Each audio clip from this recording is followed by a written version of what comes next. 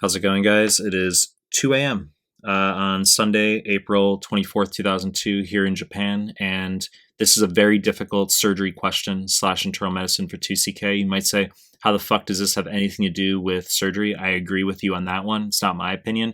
A nearly identical question shows up on surgery form 6, I believe it is, on the Clinical Masters series questions for 2CK.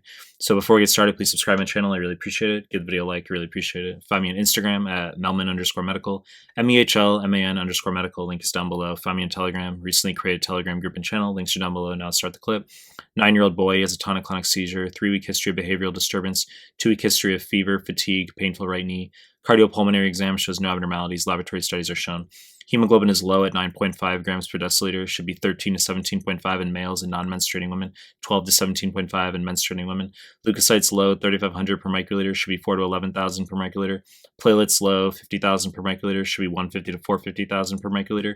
Coombs test is positive, which means we have antibodies against RBCs. Urine, protein, blood, both +1. So question just wants to know the most likely diagnosis. So let's just walk through the answer choices here.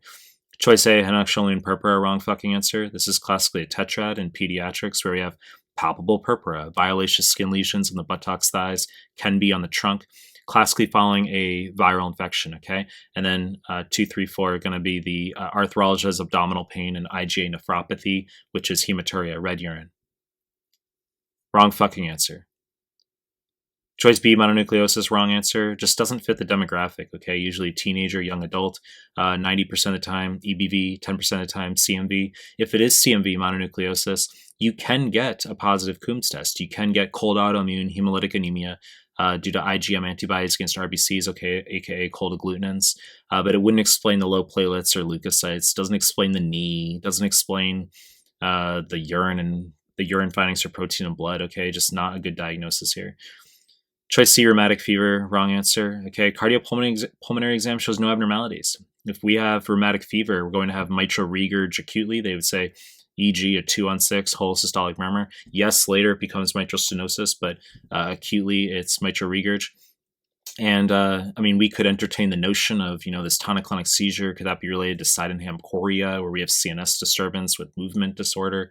But it's not the case. Okay, you can get a rash, erythema marginatum, subcutaneous nodules. Wouldn't explain the low cell lines here, okay?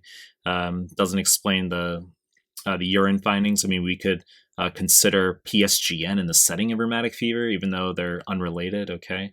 Both strep pyogenes, but hypersensitivities are unrelated. PSGN being type 3, rheumatic fever being type 2, where we have M protein, antibodies against M protein of strep pyogenes that cross-react with mitral valve, okay? Wrong fucking answer. Choice D, roseola, wrong answer. This is due to human herpes virus 6, HHV6. All you need to know for USMLE that for pediatrics is that this is described as, quote, a spiking fever followed by a rash, end quote. So they might say, holy shit, mom is worried. Kid has a fever of 103, 104 for 3 days. And then the fever abates. And then the kid gets a rash, a diffuse maculopapular salmon pink rash. That's roseola, okay? It's just self-limiting. Scarlet fever, wrong answer. So this is also due to strep pyogenes similar to rheumatic fever.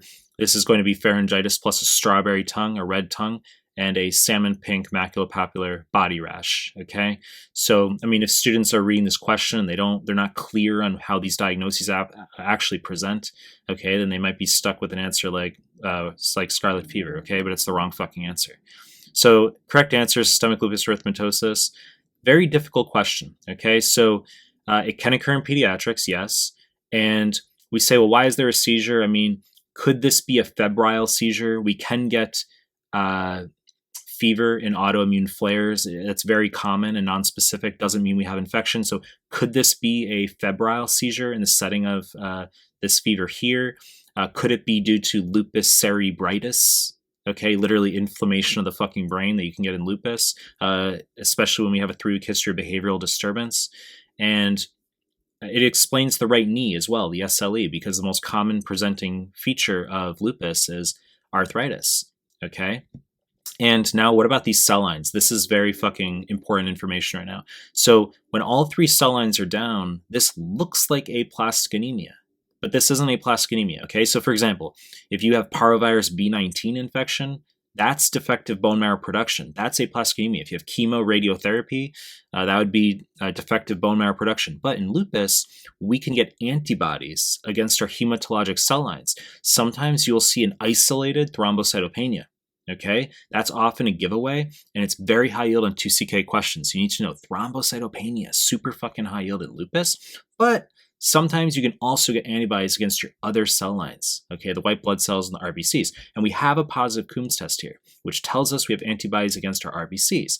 If we had a negative Coombs test and we had the low RBCs, I mean, that could be anemia of chronic disease as well, right? But we clearly have antibodies considering the leukocytes and the platelets are both low. So difficult diagnosis here. Obviously, double-stranded, anti-double-stranded DNA antibodies, anti-ribonucleoprotein, anti-Smith antibodies. You can get antiphospholipid antibodies, which are more relevant for adults who get recurrent miscarriage in SLE, and also the antiphospholipid antibodies can cause false positive VDRL syphilis test. Okay, but difficult question here. All right. Some important information, and this is obviously lupus nephritis. I mean, I should mention that. Okay, I thought that was a given, but yeah, I should mention that's lupus nephritis, why we have those renal findings there. You know the deal. I'm going to continue making more content. If you like my stuff, subscribe my channel. I appreciate your time. That's it.